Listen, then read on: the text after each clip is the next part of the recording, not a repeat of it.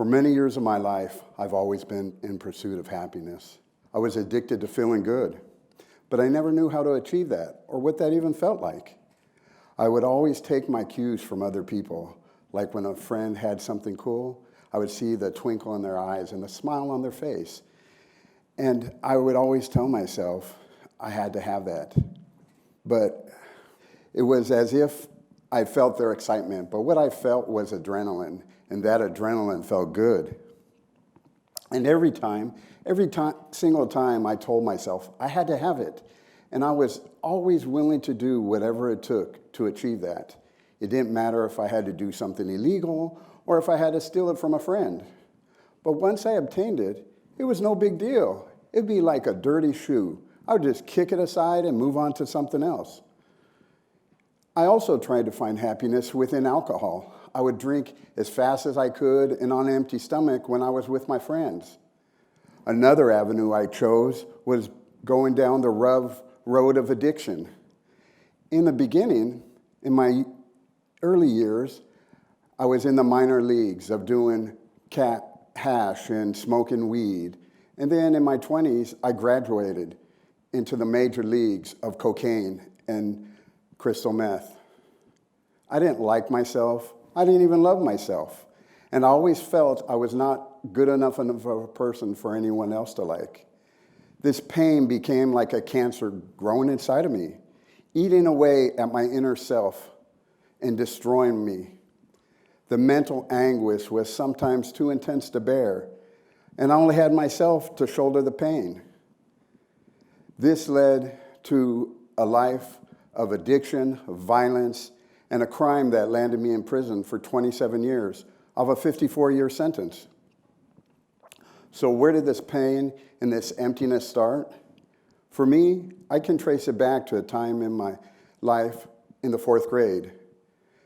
My teacher, Sister Mercedes. You see, I have a learning disability, and it made reading hard for me. Sister Mercedes would stand me in front of the class and have me face the other students. She would read something from a textbook, and then she would tell them what my answer was. And she would tell the whole class that I was dumb and stupid for the whole year.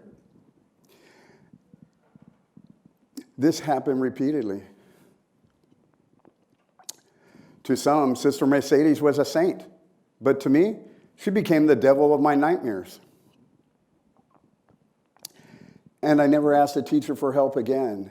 And year after year, they would just keep passing me from one grade to another.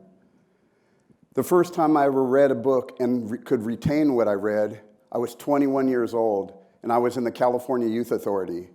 It was a Louis L'Amour book. Sister Mercedes is where I can recall the pain beginning. And that pain kept escalating. I didn't love myself. I didn't like myself. And because of this, I didn't respect other people, their property, or their rights. This led to the revolving door of in and out of prison. There were a series of events that happened to me while I was incarcerated that led to me attending a Christian retreat called Kairos in 2003. It was as if God picked me up and moved me to where his love was at. Once I went on that retreat, everything changed. I started liking myself, loving myself, and I started valuing other people and caring about them. My pain gave me strength, but it also showed me that I had to release my pain and let go of my hurtful past. Letting go of my past made me stronger, and God is who brought me to that happiness. I'm sure we all have had this pain inside of us. Release your pain and find your happiness from within.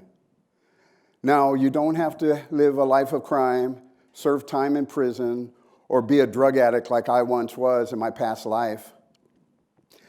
How many people in our society are in constant pursuit of happiness?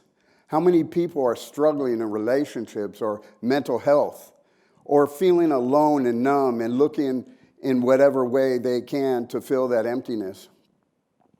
The fact that I am standing here tells my story is proof that people can change.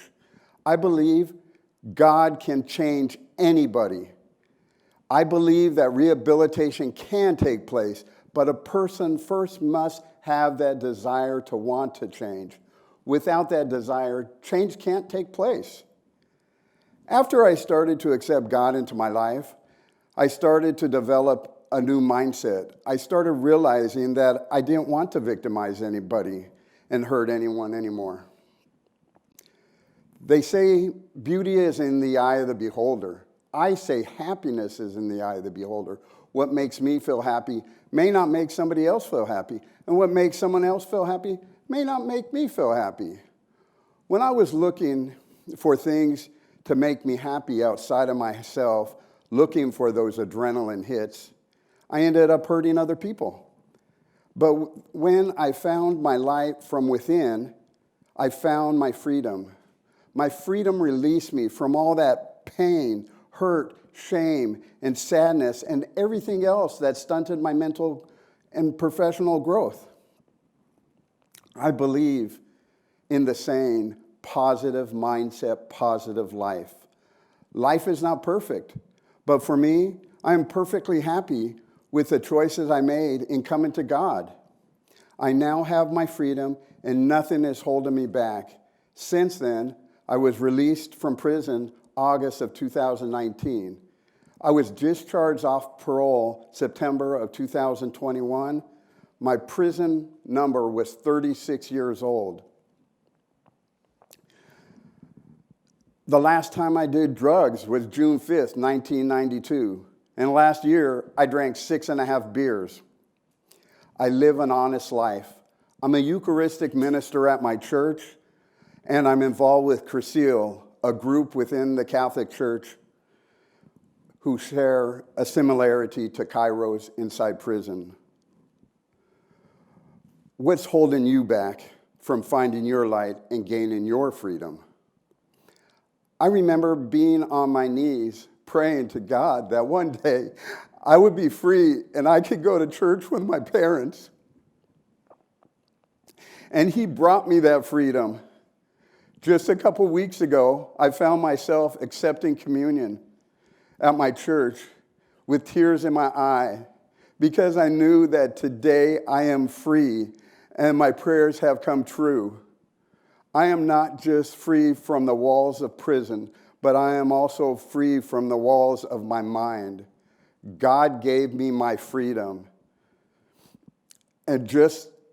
And I'm not just what Sister Mercedes said in the 4th grade.